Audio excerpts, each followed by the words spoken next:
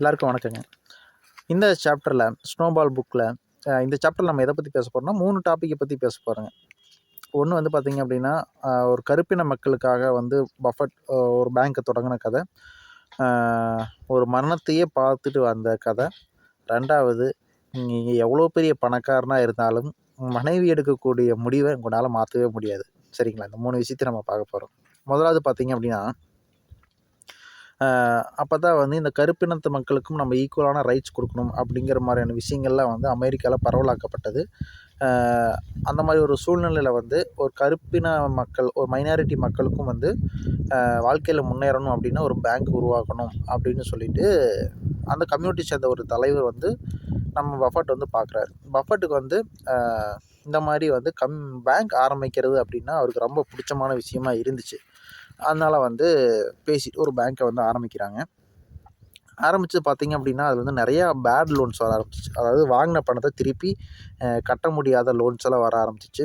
அப்போ வந்து பஃபட் என்ன சொல்கிறாரு அப்படின்னா, பேங்க் ஆரம்பிக்கிறது வந்து ஒரு லாப நோக்கத்துக்காக தான் நம்ம ஆரம்பிச்சிருக்கிறோம். நாம் வந்து ஒரு சேவை செய்கிறக்கோ இல்லை சேரிட்டி பண்ணுறக்கோ டொனேஷன் பண்ணுறக்கோ பேங்க்கு கிடையாது.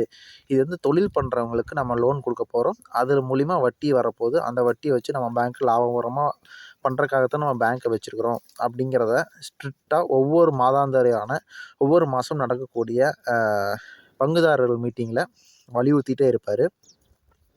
பேட் லோன்ஸ் ஆயிடுச்சு, இந்த கம்பெனி திருப்பி லோன் கொடுக்கணும் அப்படின்னு யாராச்சும் வந்தாங்க அப்படின்னா பஃபட் வந்து அதை வந்து ஸ்ட்ரிக்டாக வந்து தவிர்த்துருவார். இனிமேல் அந்த கம்பெனிக்கு நாம் லோன் தர முடியாது அப்படிங்கிற மாதிரி ஸ்ட்ரிக்டாக சொல்லிடுவார். இந்த மாதிரி தான் வந்து அந்த பேங்கிங் போயிருந்தது. அதே சமயம் அந்த பேங்க்கில் இருக்கக்கூடிய கருப்பின தலைவர் வந்து வேற ஒரு ரூட்டை யூஸ் பண்ணுவார். என்னென்னா, அங்கே இருக்கக்கூடிய மாணவர்களுக்கு வந்து கல்வி செலவுக்காக காசு தேவை அப்படின்னா நேரடியாக வந்து பஃபட்டை கேட்க மாட்டாங்க. சுசி பஃபட்டோடைய மனைவிட்ட வந்து கேட்டுருவாங்க.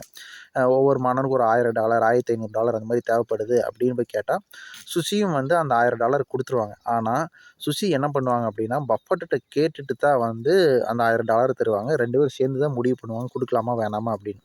இந்த ஒரு விஷயத்தை மட்டும் வந்து பஃபட் வந்து சுசிக்கு பயங்கர கண்ட்ரோலாக வச்சுருந்தார். ஏன் அப்படின்னா, நம்ம சுசி வந்து இறக்க குணம் அதிகமாக இருக்கக்கூடியவங்க, இருக்கக்கூடிய காசையெல்லாம் தான தர்மங்களாக கொடுத்துருவாங்க அப்படின்னு சொல்லிட்டு, அதாவது கொடுக்கக்கூடாதுன்னு பஃபட்டோட எண்ணம் கிடையாது. ஆனால் வந்து சுசியை ஈஸியாக வந்து ஏமாற்றிடுவாங்க. இது மாதிரி நாங்கள் கஷ்டத்தில் இருக்கிறோம் அப்படின்னு சொல்லி ஈஸியாக ஏமாற்றி பணத்தை வாங்கிட்டு போயிடுவாங்க. அந்த ஒரு காரணத்தினால பஃபட் வந்து பணம் கொடுக்குற விஷயத்தில் மட்டும் என்கிட்ட கேட்டு தான் நீ முடிவு எடுக்கணும், மற்ற சுதந்திரம் எல்லாமே உனக்கு இருக்குது அப்படின்னு தான் சொல்லியிருக்காங்க.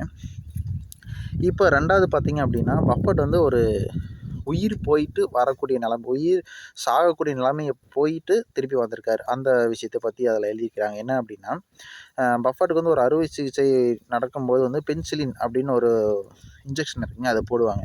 அந்த பென்சிலின் இன்ஜெக்ஷனை பற்றி நான் சொல்லணும் அப்படின்னா 2 விஷயம் எங்கள் அம்மா வந்து எனக்கு சொல்லியிருக்காங்க. அவங்க குழந்தையா இருக்கும் பொழுது பென்சிலின் வந்து அப்போ தான் புதுசாக வருது. அது வந்து போடும்பொழுது முதல் டெஸ்ட் ஊசி அப்படின்னு சொல்லிட்டு கொஞ்சோண்டு சின்ன .ml தான் கொடுப்பாங்களாமா.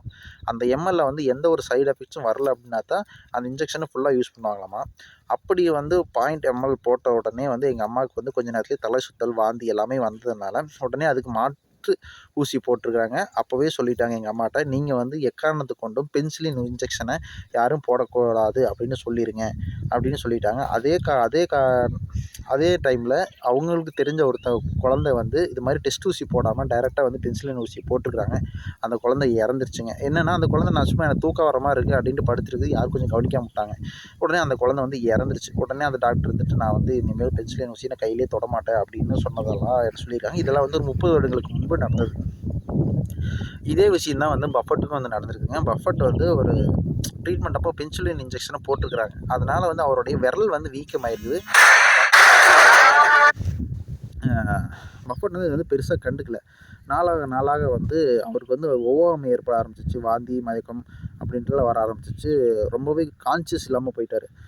உடனே சூசி வந்து பக்கத்தில் ஒரு அவசர கால மருத்துவரை போய் சந்தித்து ஒரு மருத்துவரை கூட்டிகிட்டு வந்து அவர் வந்து நிறைய மாற்று மருந்துகளாக கொடுத்துட்டு பஃபட்டை வந்து உயிராக கொண்டு வந்தாங்க. திருப்பியும் கொண்டு வந்ததுக்கப்புறம் அந்த மருத்துவர் என்ன சொல்கிறார் அப்படின்னா, இனிமேல் பஃபட்டுக்கு வந்து நீங்கள் பென்சிலின் இன்ஜெக்ஷனை நீங்கள் பயன்படுத்தக்கூடாது. இது வந்து இவருக்கு வந்து ஒவ்வாமை ஏற்படுத்துது. இந்த பென்சிலின் இன்ஜெக்ஷனால் வந்து இவருக்கு வந்து உடம்பு சரியாகாது. இதனால் இவர் சாகக்கூடிய வாய்ப்புகள் அதிகமாக இருக்குது அப்படின்ட்டு சொல்கிறாரு. அதிலிருந்து பஃபெட் மீண்டு வர்றாரு. மீண்டு வந்ததுக்கப்புறம் பார்த்தீங்கன்னா, எப்பவுமே இல்லாத அளவுக்கு அதிகமான இடத்துல இன்வெஸ்ட்மெண்ட் பண்ண ஆரம்பிக்கிறாரு. ஏன்னா, நமக்கு டைம் ரொம்ப கம்மியா இருக்குது. என்னைக்குமே ஒருத்தன் வந்து சாவ பார்த்துட்டான்னு வைங்களேன், சாவ நேர்ல பார்த்துட்டான்னு வைங்களேன், அவன் எத பார்த்தாலும் பயந்துட்டு இருந்தானோ, அதையெல்லாம் தூக்கி வீசிட்டு ஆழ் மனசுல என்ன நடக்குதோ அதை வேகமா செஞ்சே ஆகணும் அப்படிங்கிற ஒரு இது வரும். ஸோ, அது மாரி தான் பஃபெட்டுக்கு வந்து இப்போ நம்ம டைம் ரொம்ப கம்மியா இருக்கு. நம்ம இப்பவே சாவ பார்த்து வந்துட்டோம். சாவு எப்போ வேணாலும் வரும். அதுக்குள்ள நம்ம நெனச்சத சாதிச்சாகணும் அப்படின்னு சொல்லிட்டு இன்வெஸ்ட்மெண்ட்ல பயங்கரமா வந்து மூழ்க ஆரம்பிச்சிட்டாரு. அதே சமயத்துல பார்த்தீங்க அப்படின்னா, நம்ம சூசி வந்து என்னைக்குமே வந்து மனைவி அ ஆசைகள நம்ம நிறைவேத்தி தான் ஆகணும். விரும்பலை அப்படின்னாலும், அது வாரன் பஃபெட்டா இருந்தாலும் சரி. நம்ம பஃபெட்டுக்கு வந்து என்னைக்குமே வந்து வீடு வாங்குறதுனா பிடிக்காத ஒரு விஷயம். ஏன்னா, ஒரு இடத்துல கொண்டு போய் பணத்த உள்ள போட்டுட்டு சும்மா வச்சுட்டு இருக்கிறது அவருக்கு வந்து பிடிக்காது. ஏன்னா, பணம் ஒரு இடத்துல முடங்குறது, வீடு வாங்குறது இதெல்லாம் வந்து தேவையில்லாத செலவு அப்படின்னு நினைக்கக்கூடியவர் தான் பஃபெட்டுங்க. அந்த மாரி ஒரு சூழ்நிலையில வந்து அந்த மாதிரி ஒரு சூழ்நிலை வந்து நம்ம சூசி வந்து ஒரு வீட்டை பார்த்துட்டு வந்திருக்காங்க ஒரு கடற்கரை ஓரத்தில். உடனே பஃபெட்டை வந்துட்டு இந்த மாதிரி வீடு வாங்கணும் அப்படின்னு சொன்னதுக்காக பஃபெட் இருந்துட்டு அதெல்லாம் தேவையில்லாத வேலை எதுக்கு வாங்கிட்டு அப்படின்னு உடனே நம்ம சூசி கம்மிட்டு இருப்பாங்களா. நாமளே சாதாரண ஏழை மக்கள் 5 பைசா கையில் காசு இல்லாத அளவு இதுவே நான் ஒரு பணக்காரனை கல்யாணம் பண்ணியிருந்தேன் அப்படின்னா இந்நேரம் அந்த நான் கேட்டிருந்ததுக்கு இந்நேரம் போய் அந்த வீடு என்ன விலைன்னு கேட்டு எனக்கு வாங்கி கொடுத்துருப்பாரு. நானே ஒரு ஏழையான ஒரு மனுஷனை கல்யாணம் பண்ணிக்கிட்டேன் அப்படிங்கிற மாதிரி வழக்கமாக நம்ம இப்போ மனைவிமார்கள்லாம் பேசக்கூடிய டயலாக்கே தான் அங்கேயும் பேசியிருக்கிறாங்க. சரி பஃபெட்டா இருந்தாலும் என்ன பண்ணுறது, மனைவிக்கு கட்டுப்படித்தான் ஆகணும் அப்படின்னு சொல்லிட்டு வேற ஒரு குடும்ப நண்பர்களை கூப்பிட்டு போய் அந்த வீட்டையெல்லாம் பார்த்து கிட்டத்தட்ட பயங்கரமாக பேரம் பேசி நம்மளால் பேரம் பேசுகிற சொல்லியே கொடுக்கணுங்க. ஏகப்பட்ட பேரம் பேசி ஒரு 1,50,000 அவங்க சொன்ன விலையை விட ஒரு $1,50,000 மைனஸ் பண்ணி அந்த வீட்டை வாங்கி சுசி கொடுத்துருக்காரு.